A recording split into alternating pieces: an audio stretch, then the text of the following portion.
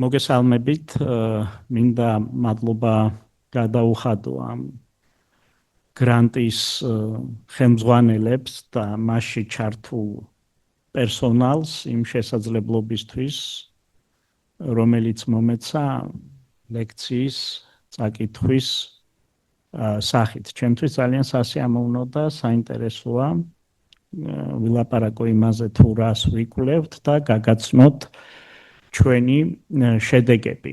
ხო, ესე იგი მე მუშაობ ფილიას სახელმწიფო უნივერსიტეტში, კერძოდ კოსმოსური კვლევების ცენტრში, ატმოსფერო-იონოსფეროსა და ახლავ კოსმოსის დეპარტამენტში. აქ პატარა კომენტარი მინდა გავაკეთო, რომ ესე იგი ამ საკითხებთან დაკავშირებული პროგრამა ცვლილებების მიუხედავად შენარჩუნებულია, რაც ასევე ახალი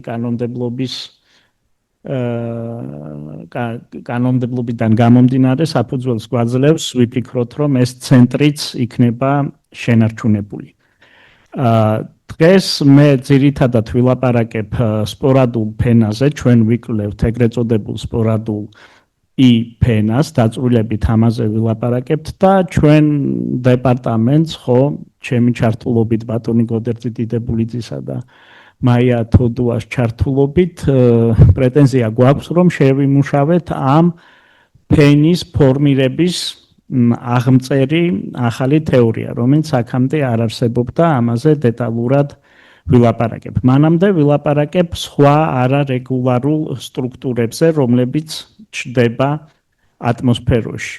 ხო, აი აქ ჩვენ ვხედავთ, შეგახსენებთ ჩვენი ატმოსფეროს სტრუქტურას, ხო აქ არის ტროპოსფერო, სადაც არის ძირითადად მთები და ფრინავენ თვითფრინავები, მას მოსდევს სტრატოსფერო, შემდეგ გვაქვს მეზოსფერო, სადაც მაშასადამე უკვე ეს რაკეტები, კლიმატის შემსწავლელი რაკეტებს უშვებენ, შემდეგ მას მოსდევს თერმოსფერო, აქ ყურადღებაც უნდა მივაქციოთ, რომელი უბანი რა სიმაღლეზე მდებარეობს, აქვე გეტყვით, რომ ჩვენი ესე იგი კვლევის რეგიონი არის ქვედა თერმოსფერო, იონოსფერო, ქვედა თერმოსფერო და შემდეგ ხედავთ, რომ არის ეგზოსფერო, სადაც უკვე დაფრინავენ რაკეტები და სატელიტები. ხო, ჩვენ ვიკვლევთ სპორადულ ფენას, რომელიც მდებარეობს იონოსფეროში, ქვედა თერმოსფეროში, ეს არის სადღაც 90-120 კილომეტრის, 160 კილომეტრის მიდამოები. ხო, და თქვენ ხედავთ, რომ აქ სხვადასხვა ფენები არსებობს, ანუ მკვეთრად გამოკვეთილი რეგიონები, თავისი სიმკვრივით, დამხტული ნაწილაკების სიმკვრივით და მოცემული, ესე იგი, ატმოსფეროს შემადგენელი, ამ შემთხვევაში თერმოსფეროს შემადგენელი ელემენტების გამოკვეთილი სიმკვრივით, ხო?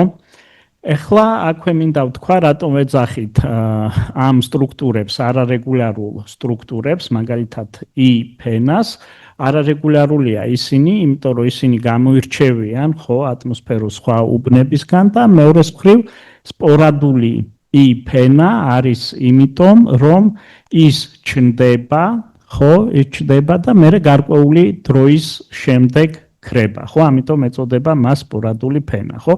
აქ მოყვანილი სტრუქტურა მეტნაკლებად რეგულარულია, ხო? ეხლა გადავალ სხვადასხვა არარეგულარული სტრუქტურების დასახელებაზე, მათ აღწერაზე. ერთ-ერთი მათგანი არის ეგრეთ წოდებული ჩრდილოეთის ციალი, ხო, ავრორები.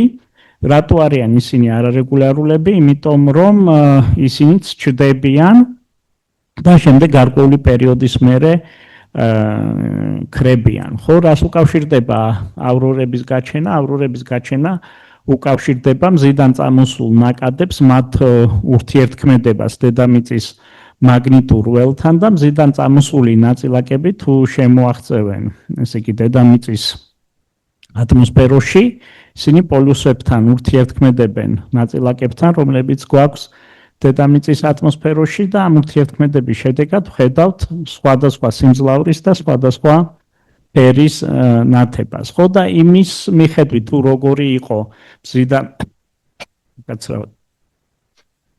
მზიდან წამოსული ნაკადების სიძლიერე, აი ეს არე, ხო ის განედები, სადაც დაიკვირვება ჭრილოების ციალი, შეიძლება იყოს სხვადასხვა, ხო, საკმაოდ ძლიერი ნაკადებისას, მზის ძლიერი აქტივობისას, ხო, ეს მარტო პოლიუსებთან კი არ დაიკვირვება, არამედ შეიძლება, ესე იგი, ეკვატორისკენ ჩამოვიდეს ეს. ხო, აქ ეგრეთ წოდებული პლაზმის ბუშტები, პლაზმა ბაბალს, თქვენ, აი აქ სქემატურად არის ნაჩვენები, რატომ შეიძლება მათ უწოდოთ ბუშტები, ხო, მათ ესე იგი ბუშტისებრი ფორმა აქვთ და თქვენ ხედავთ, რომ ესე იგი დაიკვირვება პლაზმის, ანუ დამუხტული ნაწილაკების გაზის სტრუქტურები, აი ესეთი ფორმით ატმოსფეროში და ისინი მოძრაობენ. აქ თქვენ ხედავთ, რომ აი ამ პლაზმის დამუხტული ნაწილაკების გროვებთან, ბურთულისებრ გროვებთან ურთიერთქმედებენ ელექტრომაგნიტური ტალღები, ანუ ისინი კავშირში არიან, ესე იგი შეიძლება ხელი შეუშალონ ინფორმაციის გავრცელებას, აირეკლონ მაგალითად ისინია რა. ხო, აქ ჩამოწერილია და ხასიათებულია, ესე იგი პლაზმის ბუშტის წარმოადგენენ პლაზმის ბუშტები, ხო, ისინი არიან გაწელილი, ესე რომ ვთქვათ, მაგნიტური ველის, დედამიწის მაგნიტური ველის ხაზების გასწვრივ, არსებობენ F ფენებში, ხო, აი ამ 256 კილომეტრ სიმაღლეებზე და აი ასეთია მათი განზომილება, ხო, სამხრეთისკენ არიან წამოგრძელებულები და მათი სიცოცხლის ხანგრძლივობა იცვლება წუთებიდან საათებამდე, ხო? არსებობს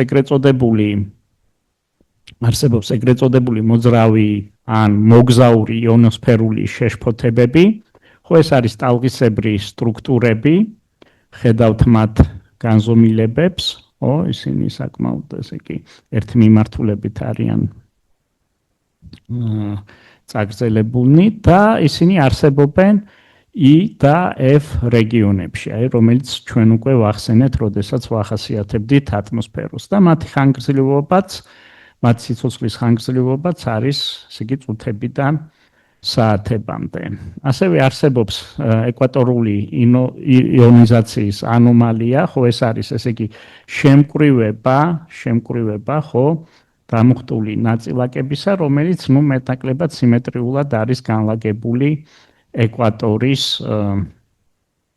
ეკვატორის მიმართ და ითვლება, რომ მათ წარმოქმნაში დიდ როლს თამაშობს ელექტრული ველი, რომელიც არსებობს ეკვატორთან. ხო? აი აქ უკვე ვილაპარაკებ სპორადულ ფენაზე, ხო, უკვე ვთქვი, რატო ქვია მას სპორადული, იმიტომ რომ ის ჩდება და შემდეგ გარკვეული დროის შემდეგ ქრება, ხო, აი ეს არის სქემატური გამოსახულება, როგორ შეიძლება ის წარმოვადგინოთ, ხო, ის არის ვიწრო ფენა, ხო, მისი სიგრძე შეიძლება რამდენიმე ასეული კილომეტრი იყოს და სიგანე რამდენიმე კილომეტრი ან ხანდახან კილომეტრზე ნაკლებიც, ხო, ის როგორც თქვი უკვე ჩდება სადღაც 90-130 კილომეტრი სიმაღლეებზე.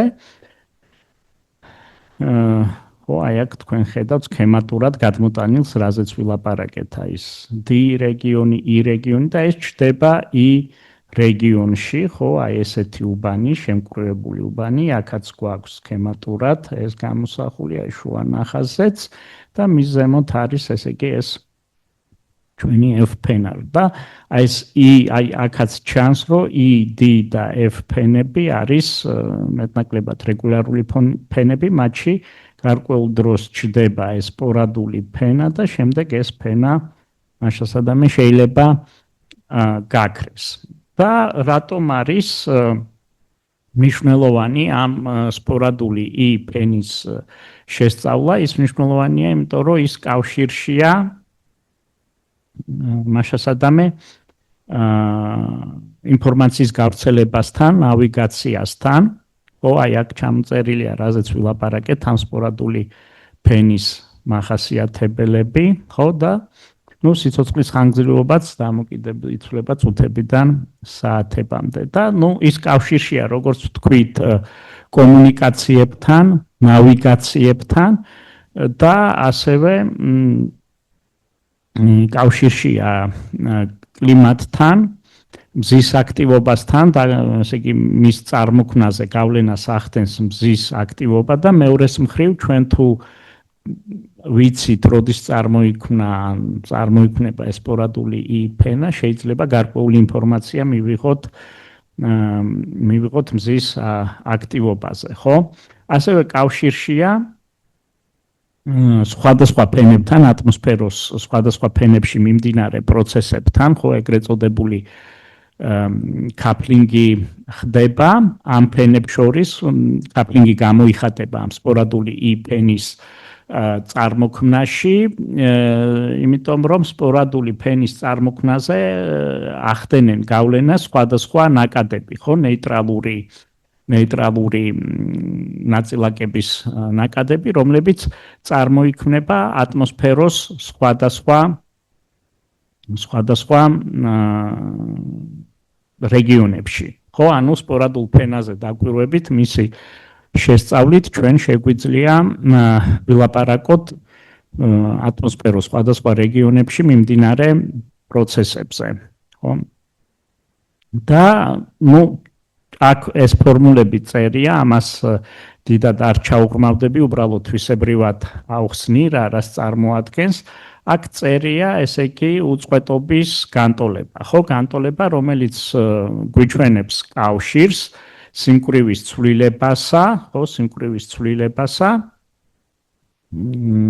და ნაკადის პარამეტრებს შორის, სიჩქარეებს შორის. ხო, ეს არის აი იმ დამუხტული ნაწილაკების სიმკვრივე, როგორ იცვლება დროში და მეორე მხარეს ჩვენ გვაქვს წევრები, რომლებიც სხვადასხვა წარმომავლობისაა, ხო, აი ეს პირველი ორი წევრი შეგვიძლია ვთქვათ, რომ პასუხისმგებელია სიმკვრივის ცვლილებაზე, იმიტომ რომ თვითონ ეს ნაწილაკები მოძრაობენ, ხო, საშუალო ან დრეიფის სიჩქარით, გარკვეული დრეიფის სიჩქარით, შემდეგ გვაქვს დიფუზიური წევრი, ანუ სიმკვრივე შეიძლება იცვლებოდეს, იმიტომ რომ გვაქვს დიფუზია, ხო, სიმკვრივე, რადგან სხვადასხვანაირად არის სხვადასხვა ადგილას განაწილებული, შეიძლება წარმოიქმნას დიფუზია და აქ არის ეგრეთ წოდებული გაჩენის და გაქრობის წევრები. ხო, ეს დამუხტული ნაწილაკები შეიძლება გაჩნდნენ და შეიძლება სხვადასხვა რეაქციების დროს, ურთიერთქმედებების დროს ისინი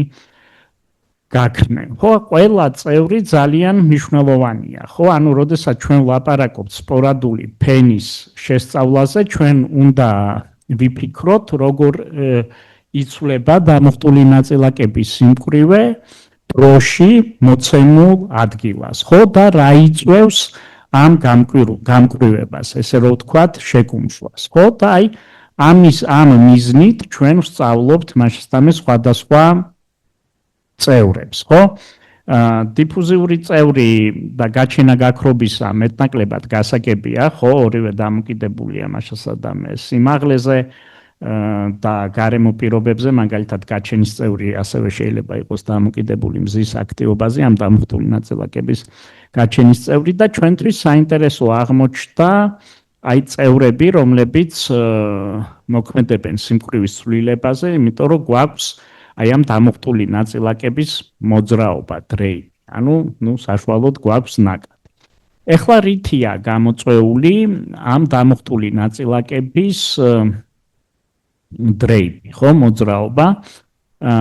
ის გამოწვეულია იმით, რომ როგორც უკვე ვთქვი, სპორადული ფენის გაჩენა კავშირშია ნეიტრალურ ქარებთან, ხო, ნეიტრალური ნაწილაკების ქარებთან. ხო, ეხლა როგორ მოქმედებენ ნეიტრალური ნაწილაკები ჩვენს დამუხტულ ნაწილაკებზე, ხო? აქ არა გვაქვს ელექტრული ურთიერთქმედება, მაგრამ ნეიტრალური ნაწილაკები ეჯახებიან დამუხტულ ნაწილაკებს და იწვევენ მათ დრეიფს. ანუ ძალიან მნიშვნელოვანია აი ამ დაჯახების ფაქტორი, ხო?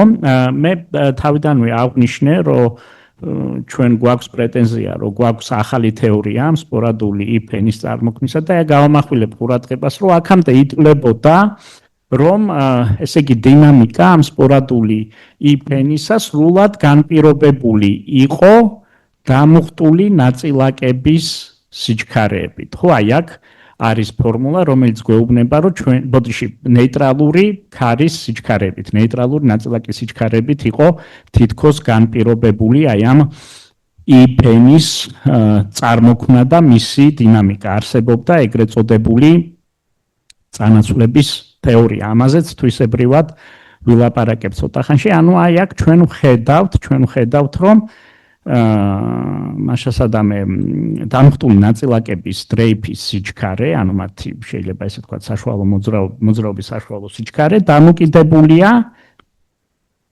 ნეიტრალური ქარის X და Y კომპონენტებზე, ხო? კი ბატონო. და ითვლებოდა, რომ ესე იგი დინამიკას ამ იფენისა მთლიანად განსაზღვრავენ მხოლოდ აი ეს სიჩქარეები. აქვე აღნიშნავ, როგორ არის დამოკიდებული აი ეს იონების სიჩქარე, ანუ დამხტული ნაწილაკების სიჩქარე, როგორ არის დამოკიდებული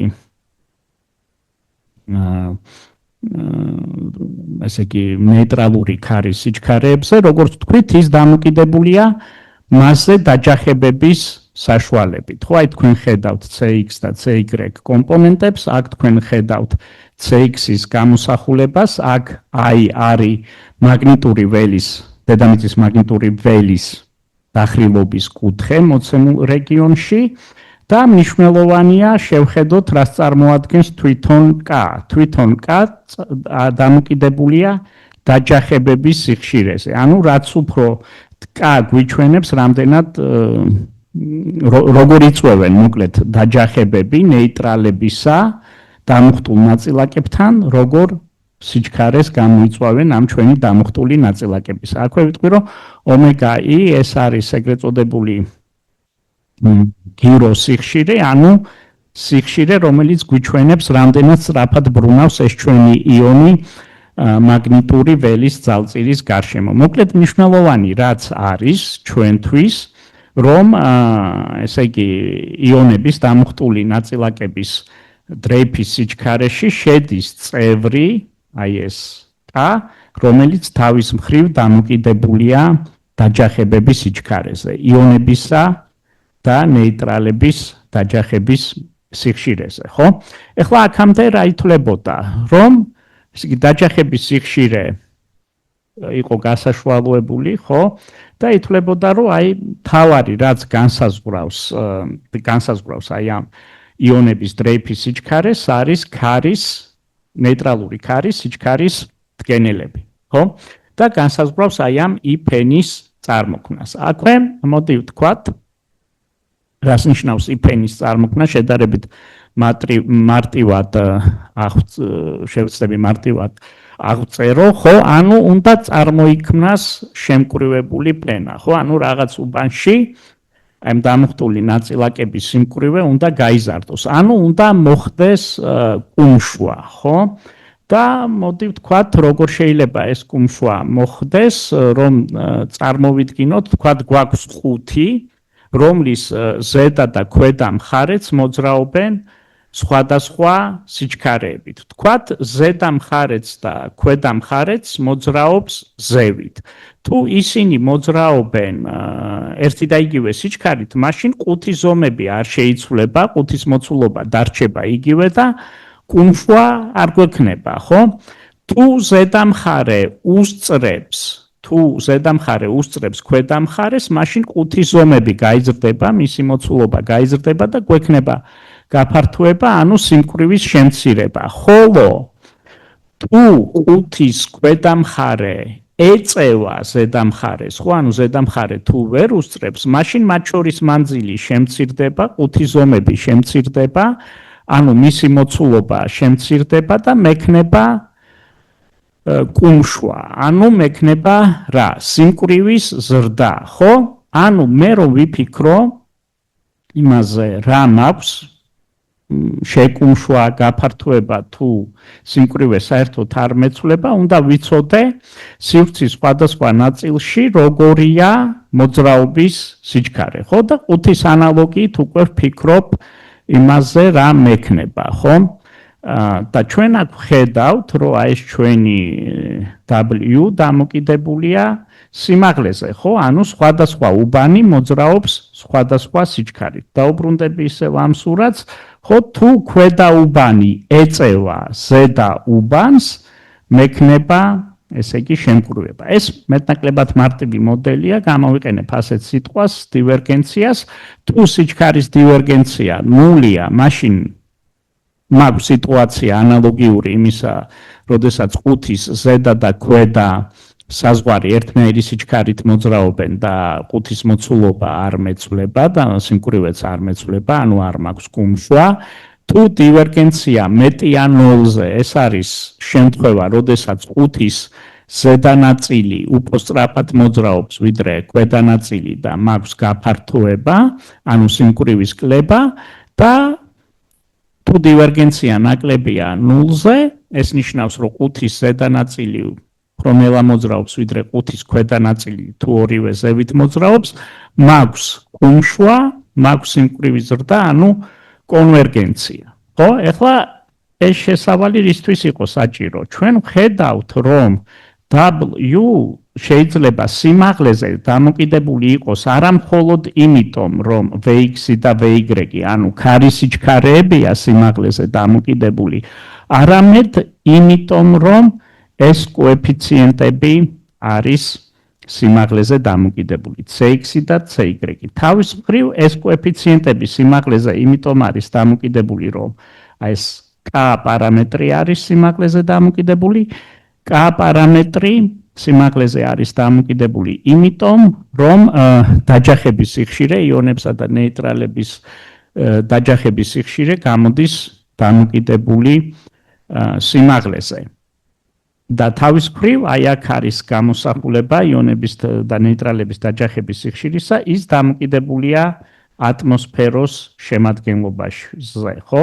ატმოსფეროში სხვადასხვა ელემენტის შემადგენლობაზე. ანუ რა გამოვიდა? გამოვიდა ის, რომ იონების დრეიფის სიჩქარე სიმაღლეზე შეიძლება იყოს დამოკიდებული არა მხოლოდ იმიტომ, რომ ნეიტრალების სიჩქარე, ნეიტრალური ქარის სიჩქარის მდგენელებია დამოკიდებული სიმაღლეზე, არამედ იმიტომ, რომ სხვადასხვა სიმაღლეზე დაჯახებები ხდება სხვადასხვა სიხშირით, სხვადასხვანაირად, ხო? ანუ ატმოსფეროს სტრუქტურამ შეიძლება განსაზღვროს იონების სიჩქარის დამოკიდებულება სიმაღლეზე, ანუ ატმოსფეროს სტრუქტურამ შეიძლება განსაზღვროს ის, მექნება მე კუმშვა გაფართოება თუ საერთოდ არც კუმშვა, არც გაფართოება არ მექნება, ხო? აი ეს იყო ჩვენი მიგნება, რასაც აქამდე ყურადღება არ ექცეოდა, ხო, ხდებოდა გასაშვალოებული დაჯახების აღება და ითვლებოდა, რომ ესე იგი აი ამ W-ს დამოკიდებულებას სიმაღლეზე განსაზღვრავს მხოლოდ ნეიტრალების სიჩქარის დამოკიდებულება სიმაღლეზე. ჩვენი მიგნება იყო ის, რომ ესე იგი ატმოსფეროს სტრუქტურამაც შეიძლება განსაზღვროს იონების დრეიფის სიჩქარის დამოკიდებულება სიმაღლეზე და შესაბამისად განსაზღვროს I-ფენის წარმოქმნა. და აქ ჩვენ გვაქვს ანალიზური ამოხსნა, ხო, რომელიც გვიჩვენებს როგორ არის სიმკვრივე დამოკიდებული დროზე, ხო, და სიმაღლეზე. აქაც, ამ ფორმულას არ ჩაუღმავდები, უბრალოდ ვიტყვი, რომ პირველი წევრი გვიჩვენებს, როგორ იცვლება სიმკვრივე დროში, აი აქ ჩვენ ვხედავთ, რომ დიფუზია ცდილობს შეამციროს სიმკვრივე, ხო, და აი ეს პარამეტრები ცდილობენ სიმკვრივე გაზარდონ და თუ მათ გააჩნიათ მაქსიმუმი, მაშინ სიმკვრივე დროში გაიზრდება, ხო? ეს პარამეტრები CV და CH დამოკიდებულია აი ამ დაჯახების სიხშირესთან, ხო? და პირველი პარამეტრი შემოდის, ესე იგი ატმოსფეროს სტრუქტურიდან და მეორე პარამეტრი შემოდის იქიდან, რომ ნეიტრალური ქარის სიჩქარის მდგენელებს შეიძლება კონდეთ სიმაღლეზე დამოკიდებულება, ხო? და თუ აი ეს ჯამური წევრი არის დიდი და მას გააჩნია მაქსიმუმი, მაშინ დროის ზრდასთან ერთად მოცემულ ადგილას სიმკვრივე გაიზრდება. მეორე წევრი გვიჩვენებს ესეთ რამეს, რომ ესე იგი რადგან გვაქვს ნაკადი აი ამ დამუხტული ნაწილაკების მოძრაობა რაღაც საშუალო სიჩქარით, ეს ფენა შეიძლება ქვევით ან ზევით ჩამოდიოდეს, ხო, აი ამ სიჩქარით. მაგრამ თუ ეს სიჩქარე ნულია, ანუ თუ მაქვს ეგრეთ წოდებული კვანძები, ნულოვანი წერტილები, ხო, მაშინ ფენა იდგება ერთ ადგილას, ხო? და მისი სიმკვრივე შეიძლება დროში გაიზარდოს. ანუ თუ მაქვს კვანძი, ხო, ფენა არ მოძრაობს, აი სიჩქარე თუ რაღაც სიმაღლეზე ნულის ტოლია, მაშინ ფენა იქნება ჰორიზონტალური, ხო? და მისი სიმკვრივე გაიზრდება. ანუ მივიღებ აი ზუსტად ამ სურათს, ერთი და იგივე ადგილზეა და მისი შემკრივება გაზრდილია, ხო? და რა მოხდება? ეს ყველაფერი არის დამოკიდებული ჯამში ქარებზე, თავისთავად როგორი ქარი მექნება და ატმოსფეროს სტრუქტურაზე, ხო? სად მექნება ნულოვანი წერტილი და იმ ადგილას თუ მექნება ზრდის შესაძლებლობა. ეხლა მე მინდა შემდეგ ნაწილზე გადავიდეთ, ცოტა ხანში გადავალ ურვალოდ შედეგებზე. ეს წერია რომ არის ანალიზური ამონახსნი, თუმცა ეს ამონახსნი არის მიახლოებითი, ხო? იგი არ მუშაობს, არ ვარგა ესე რომ ვთქვათ, ძალიან დიდი დროის განმავლობაში და ყველა სიმაღლეზე, ხო? ანუ ამით იმის თქმა მინდა, რომ ეს ამონახსნი გვაძლევს ესე რომ ვთქვათ, მინიშნებას, რა შეიძლება მოხდეს და ჩვენ მას ვერ ვიყენებთ, რომ პროცესი თლიანად აღწეროთ.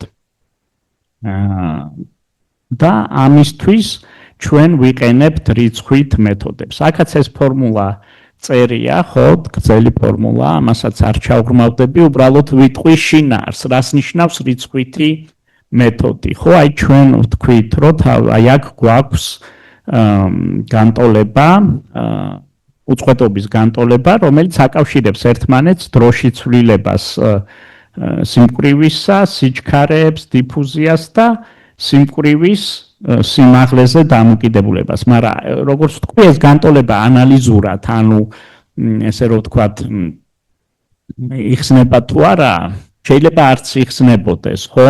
ან იყოს საკმაოდ რთული მისი ამოხსნა, ანუ მიღება ფორმულისა ცხადის სახით, რომელიც მიჩვენებს მოცემულ სიმაღლეზე, მოცემულ დროს სიმკვრივე რისი ტოლია, ხო, ეს რთულია. ამისთვის ხანდახან შეუძლებელიც. ამისთვის ვიყენებთ რიცხვით მეთოდებს. ანუ რიცხვითი მეთოდების საშუალებით ჩვენ ვიგებთ როგორი იქნება სიმკვრივე დროის მომდევნო მომენტში, თუ ვიცი სიმკვრივე დროის წინა მომენტში, ხო? ანუ თუ ვიცი, ვთქვათ, სიმკვრივე 12 საათზე, გავიგებ რიცხვითი მეთოდების საშუალებით როგორი იქნება სიმკვრივე, ვთქვათ, პირველის ხუთწუთზე, შემდეგ თუ ვიცი პირველის ხუთწუთზე, გავიგებ როგორი იქნება პირველის 10 წუთზე და ასე შემდეგ. ცხადია, უფრო მცირე დროის ინტერვალებზეა რიცხვით მეთოდებში ლაპარაკი, ხო, სიზუსტე და შედეგები კარგი რომ მქონდეს.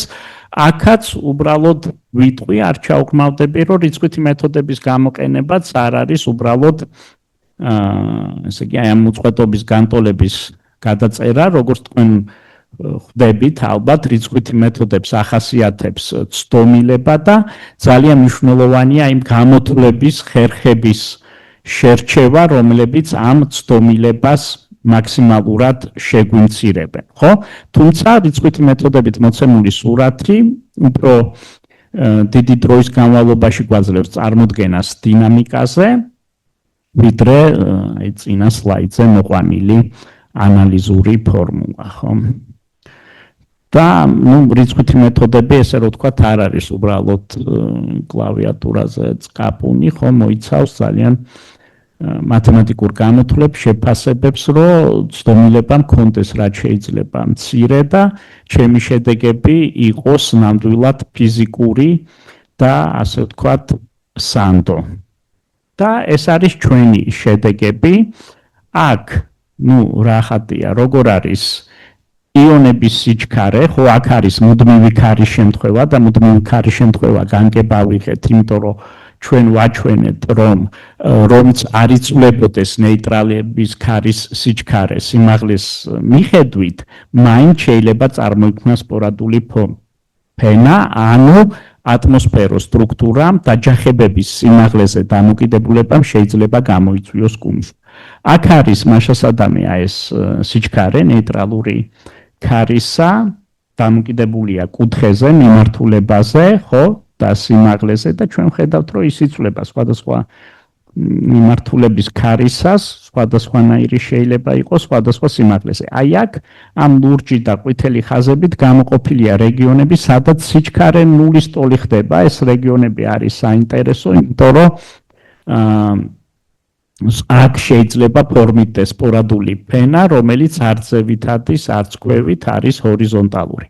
ქვემოთ მოყვანილია ეგრეთ წოდებული კონვერგენცია დივერგენციის ფაქტორი, რომელზეც უკვე ვილაპარაკე, ანუ ეს მიჩვენებს, რამდენად სწრაფია შეკუმშვა ან განშლა. და ჩვენ ხედავთ, რომ აი სწრაფი შეკუმშვის რეგიონები შეიძლება დაემთხვეს ადგილებს, სადაც არ მაქვს ფენის მოძრაობა, ხო, ეგრეთ წოდებულ ნოუდებს, ანუ კვანძებს. და აქ ჩვენ ხედავთ, რომ სპორადული ფენა ფორმირდება, ხო, აი უცბად დამეწყო შევიწროება დამუხტული ნაწილაკებისა და ეს ხდება ზუსტად იმ რეგიონებში, სადაც ექსპერიმენტულად დაიკვირვება სპორადული ფენა. ეს არის მუდმივი ქარის შემთხვევა. აქ ჩვენ ხედავთ ზუსტად ჰორიზონტალურ ფენას, ანუ ეს მოხდა იმ ადგილში, სადაც დრეიფის სიჩქარე ნულია და ხედავთ შემთხვევებსაც, როდესაც შეიძლება ფენა არ ფორმირდეს. ხო, ეს ქარის მიმართულებაზეა დამოკიდებული, ხო? და აი ჩვენ ხედავთ, ეს არის უკვე რეალური ქარის მოდელი აღებული, აი ეს მწვანე ხაზები გვიჩვენებენ, სად არის ქარის სიჩქარე 0, სად არის კონვერგენციის მაქსიმუმი და ხედავთ, რომ სადაც აი ეს დივერგენცია მაქსიმალურია, ზუსტად იქ ხდება ამ ფენების ფორმირება. ანუ ჩვენი ვარაუდები, ჩვენი მიგნებები აღმოჩნდა სწორი. ეს არის შემთხვევა, როდესაც გვაქვს ტალღები, ხო, აი გრავიტაციულ ტალღებს ვეძახით ჩვენც, ოღონდ ეს არ არის ის გრავიტაციული ტალღები, რომლებზეც ასტროფიზიკოსები, კოსმოლოგები ლაპარაკობენ, ამას გრავიტაციული ტალღები იმიტომ ქვია, რომ ატმოსფეროში გრავიტაციის გავლენით ხდება ტალღების წარმოქმნა, ხო, ანუ ტალღური განტოლებით აღიწერება ქარის მოძრაობა, ესე რომ ვთქვა და რახან მაქვს ტალღები, შეიძლება რამდენიმე ადგილას წარმომექმნას ეს სპორადული ფენა, ხდება განფორმება, აქაც მინდა ვთქვა, რომ ეს არის დაკვირვებადი მოვლენა და ნუ ეს არის შემთხვევები, როდესაც ქარის სიჩქარე და ფაზური სიჩქარე განსხვავდება ტალღებისა, ხო, და ფენა შეიძლება იყოს ჩამოდიოდეს ქვემოთ ან ადიოდეს ზემოთ. აქ ისევ აღებულია მოდელური ქარი, ესე რომ ვთქვათ, რეალური ქარი. ეს რას ნიშნავს, რომ ესე იგი დაკვირვებებით ჩაწერილია ქარის მონაცემები, მისი მდგენელების მონაცემები. ეს MATLAB-ში არის ჩაშენებული, ჩვენ ვიღებთ ქარის ამ სიჩქარეებს, აი VX-ებს და VY-ებს სხვადასხვა სიმაღლეზე, დროის სხვადასხვა მომენტში ვსვავთ ამ ფორმულაში, ხსნით რიცხვითი მეთოდებით, წინასურათებიც რიცხვითი მეთოდებით იყო მიღებული, ოღონდ აქ უკვე ქარსაც ვიღებთ, ესე იგი მოდელიდან, ესე რომ ვთქვათ, ნამდვილი ქარია და არა ის ქარი, რომელიც ჩვენ ხელით მივეცით და აი ჩვენ მართლაც ვხედავთ, რომ ეს შემკრუებული სტრუქტურა წარმოიქმნა, იყო, შემდეგ გაქრა, ხო? აი აქ ეს ყვითელი ხაზი მიუთითებს იმ ადგილზე, სადაც მაქვს ნულოვანი წერტილები, ანუ ქარის დამხტული ნაწილაკების ნაკადი არა მაქვს და აი ეს დაშტრიხული ყვითელი ხაზი მიუთითებს, რომ აი აქ დივერგენცია უარყოფითია და დიდია, ხო? და ნუ გაჩნდა, იმიტომ რომ ქარი იყო დროის ამ მომენტში ისეთი, რომ ხელი შეუწყო სპორადული ფენის გაჩენას და შემდეგ ქარმა შეიცვალა თავისი ბუნება და სპორადული ფენაც გაქრა. ნუ აი აქ ვიდეოებია ერთგანზომილებიან შემთხვევაში ნელ-ნელა როგორ ხდება ამ სპორადული ფენის შეკუმშვა. აი აქ ხედავთ, რომ წარმოიქმნა მაშასადამე ორი ცალი ფენა და აი აქ ვიწროა, აქ შედარებით ფართოა, ხო? აი აქ დროში როგორ იცვლება ამ სპორადული ფენის დინამიკა. ხო? კი ბატონო, აქაც მსგავსი სურათებია. და დასასრულს კიდევ მინდა ვილაპარაკო ჩვენი თეორიის უპირატესობებზე.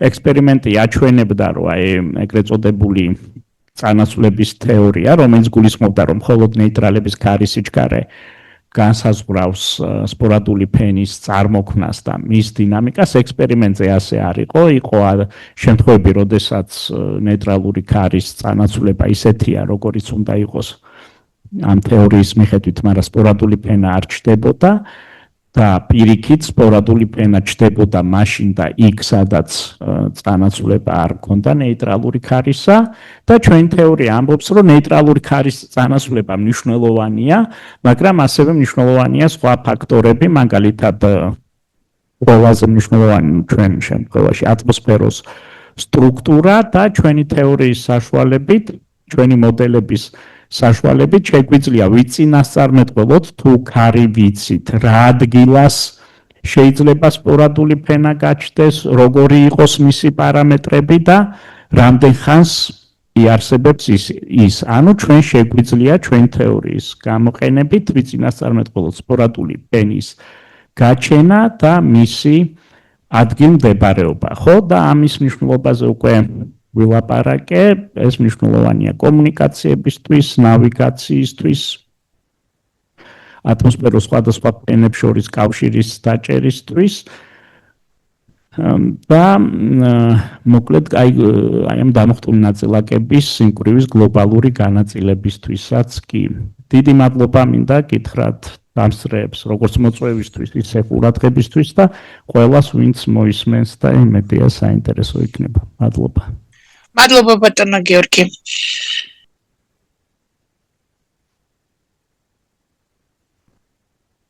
დიახ. აქ სად დამეხმარო.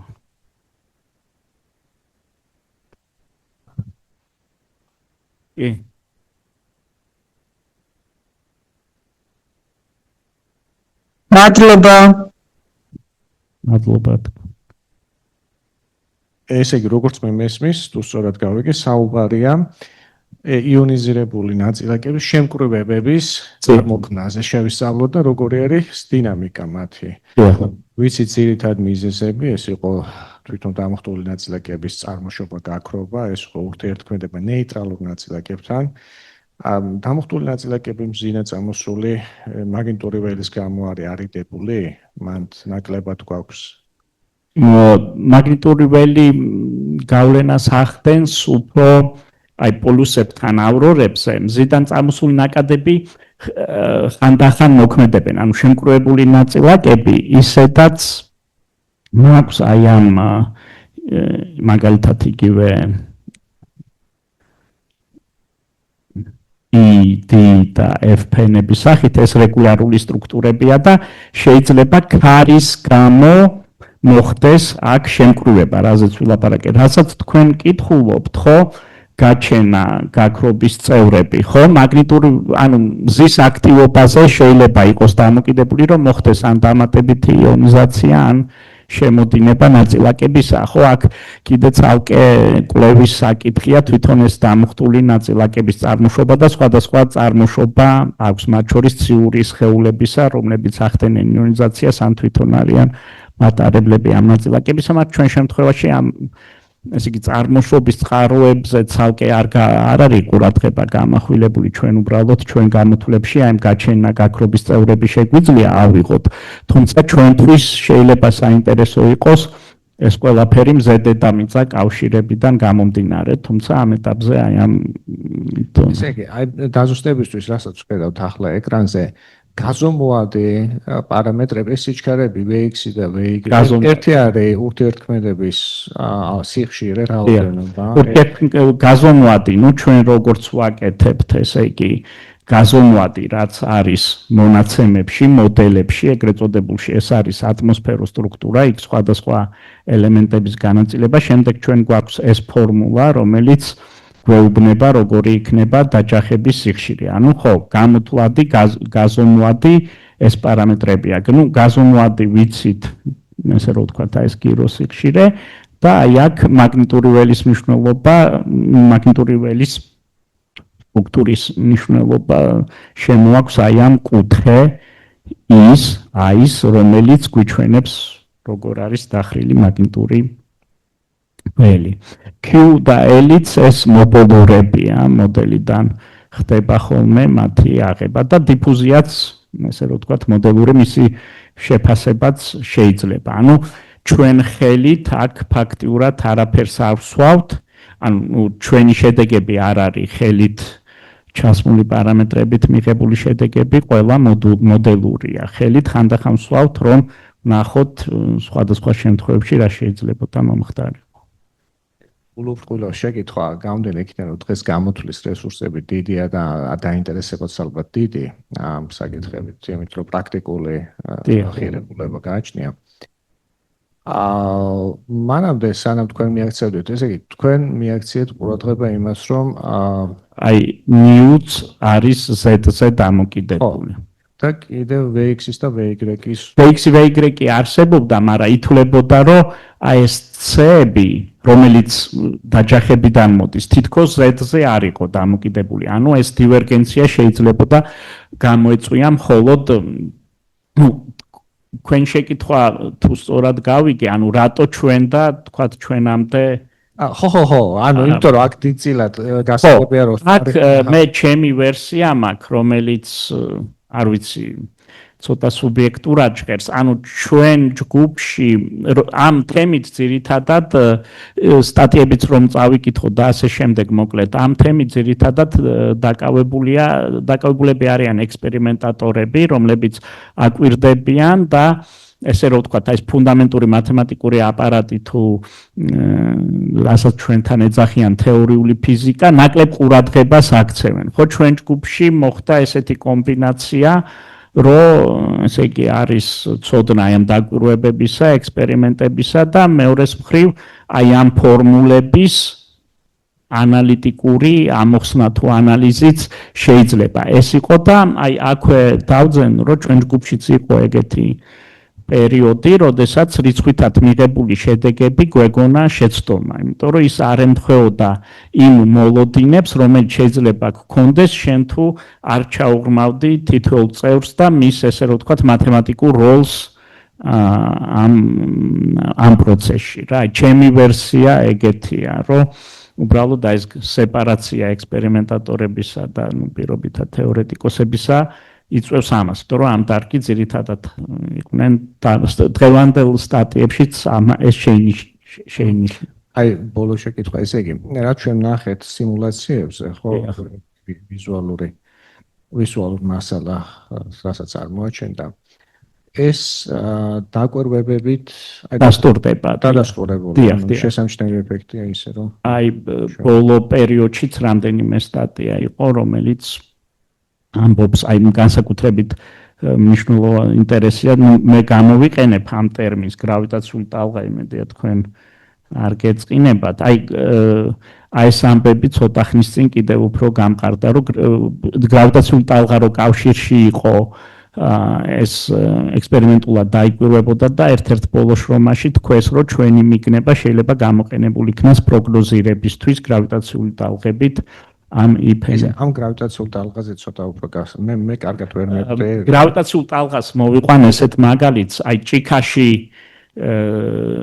წყლის ტალღა რო წარმოიქმნება, იმასაც ეძახიან გრავიტაციულ ტალღას. რატო? ტალღურ განტოლებაში გრავიტაციული წევრი. გრავიტაციული წევრი წარმოქმნის ეს არის სიმკვრივის ტალღა. სიმკვრივის ტალღებია და ანუ ეს შეიძლება გამოწვეული იყოს აი ძალიან მარტივ მაგალითებს მოვიყვან. ეგრეთ წოდებული აი ტივტივას რო შევხედოთ, ხო? და ხელი უკრა და ეს ტივტივა იწყებს ტივტივს.